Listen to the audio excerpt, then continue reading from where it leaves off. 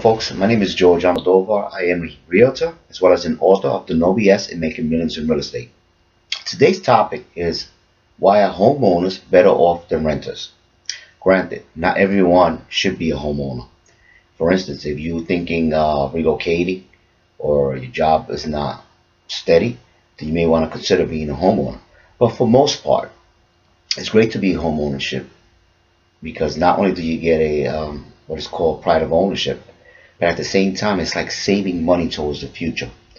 For instance, when I got started in Bushwick in Brooklyn, the rentals were about $350, $425, and that was in 1998.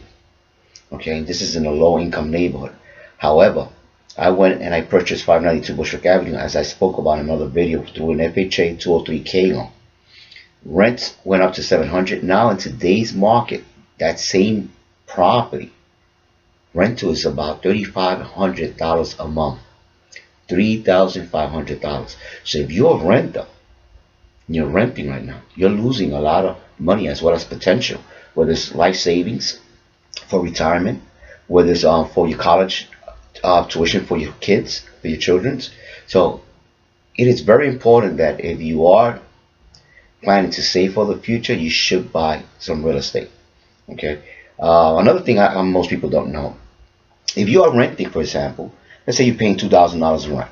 Okay, that rent, you're paying rent. Yes, you are getting services for that rental. However, the fact of the matter is you're basically throwing, most of the money away. And what I mean by that is, if you and your spouse are working together and you marry filing jointly, for instance, and within both of you, you get paid over, let's say, $150,000, just to put some numbers here. 39% of that money is being taxed. You're paying Uncle Sam 39% of that income. You fall into that bracket, you're giving away Uncle Sam 39% of your check. That money's gone. You never see that money back. Okay? Yes, you might get some tax write-offs, but the fact of the matter is that 39% is gone. Okay? Now, I want you to think about that for a minute. Because as a homeowner, that's not applicable. For instance, if you fall on a 39% tax bracket and you have a mortgage, the first couple of years that you have a mortgage, you're paying mostly interest. You're paying $1,500, maybe $300 goes towards the principal, the initial money that you borrowed, and most of the money is being paid towards interest for the first maybe 10 years. So my point is that interest that you are paying, 39% is tax deductible. It goes according to your tax bracket. So if you're on a 35 or 39% tax bracket, that mortgage interest that you're paying throughout the year, you get that money back according to your tax bracket. So basically, not only are you making money through appreciation, because property do appreciate over time, but at the same time, you're saving yourself IRS taxes. Not only IRS taxes or federal taxes, but also depending, for instance, in New York City, you also pay state taxes. So that's a write-off that you're getting right there and then. So you may want to consider that. You may be better off being a homeowner. Okay. Also, if you're looking into real estate investing or being a real estate investor, there's even more, because a real estate investor not only gets the tax write-off for the mortgage interest that you pay throughout the year, but you also get to depreciate a residential property for 27.5 years.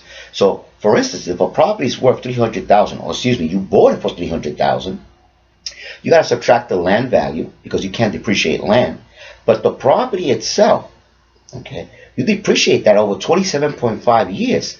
So basically, every year up to 27.5, you're getting a tax write-off according to the property. So that's a big savings. So not only do you get the mortgage interest write-off, you get the depreciation. So you're able to offset your income.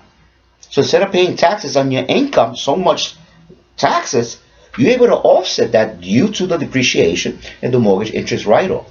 So that's something you may want to consider.